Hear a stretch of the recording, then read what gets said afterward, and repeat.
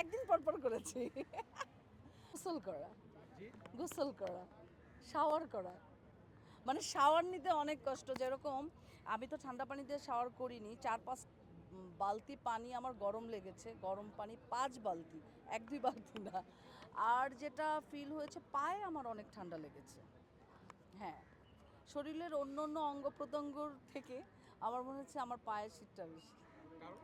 I don't know, মানে আমার feel হয়েছে। এবারেই তো করেছি।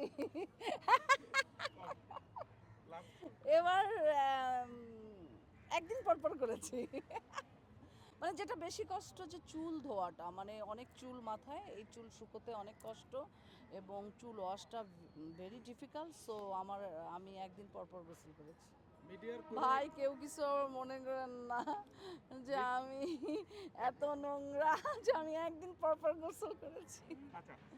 আমি জানি না, আমার শীতটা একটু বেশি, মানে তাদের কাছে হয়তো বা কম লাগতে পারে, কিন্তু সেই ছোটবেলা থেকে আমার শীতটা একটু মনে হয় যে আমি ফিল বেশি করি আর কি। দেখুন, দিন শেষে যদি বলি যে আমার বাংলাদেশ, আমার সোনার বাংলাদেশ আমার কাছে অনেক প্রিয়। আমরা ডাল ভাত খাই, কম খাই, তারপরেও মনে হয় কি দেশের মাটিতে থাকা, দেশের জনগণের ভালোবাসা পাওয়া অনেক বড় ভাগ্যের বিষয়। তো দেশে আমার পরিবার বলে দেশে কারা যায়, নিরুপায় হয়ে যায় কিন্তু। সো আমরা কিন্তু বাংলাদেশে বসেই অনেক কিছু করতে পারি যদি আমাদের চিন্তা শক্তি ওরকম থাকে। ছোট্ট একটা পুঁজি নিয়েও এদেশে অনেক কিছু করা সম্ভব। তো যারা যায়, যারা বিদেশে সেটেল হয়েছে তারা কিন্তু শান্তিতে নেয়, অনেক কষ্ট করে। তাদের যারা চেনা জানা আমার পরিচিত যাদের সাথে আমার কথা হয় সবাই বলে যে তারা অনেক কষ্ট করছে এবং ওখানে ডেভেলপ হতে, রাইজিং করতে তাদের সকাল থেকে রাত অবধি কাজ করতে হচ্ছে। তো আমার পক্ষে আসলে এই মুহূর্তে যেহেতু আমার জন্ম বাংলাদেশে, আমি তৈরি হয়েছি বাংলাদেশের জনগণের মাধ্যম দিয়ে, আমার পক্ষে সেটি সম্ভব না। তো ব্যক্তিগতভাবে বলবো যে আই লাভ বাংলাদেশ।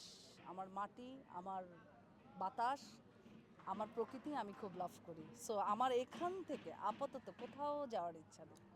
কারণ সাকিব যেহেতু অনেক বড় সুপারস্টার, মেগা স্টার, সো তার পক্ষে বাংলাদেশে মানে বাস করা অনেক ডিফিকাল্ট। কারণ উনি তো বলতে পারেন যে বাংলাদেশের সব থেকে সুপারস্টার। সো উনি রাস্তাঘাটে স্বাধীনভাবে চলাচল তার জন্য জনগণের জন্য বিঘ্নিত হতে পারে।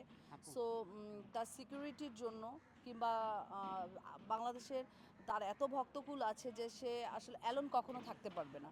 সো একটি নিরিবিলি লাইফ কিংবা সিকিউর লাইফের জন্য সে চলে যেতে পারে, আমেরিকায় সে সেটেল হতে পারে, এটা যার যার ব্যক্তিগত ব্যাপার। সো আমি মনে করি যে আমার জনগণ যে আমাকে ডিস্টার্ব করে কিংবা জনগণ আমার সাথে ছবি তুলে কিংবা এসে কথা বলতে চায়, ছুঁয়ে দেখতে চায়, এই বিষয়টা আমি খুব উপভোগ করি। কারণ দেশের বাইরে গেলে আমি কি করব, কেউ চিনবে না। আমার কাজ আমাকে করতে হবে, আমার গাড়ি আমাকে পরিষ্কার করতে হবে, সকালবেলা উঠে আমাকেই নাস্তা বানাতে হবে। আসলে এই টাইমে এসে এসব আমি করতে ইচ্ছুকও না। সো এই জন্য আমি যেতে ইচ্ছুক না। আর তারা হয়তো বা সুইটেবল সে দেশ মনে করছে, তারা এই জন্য যেতে চাচ্ছে।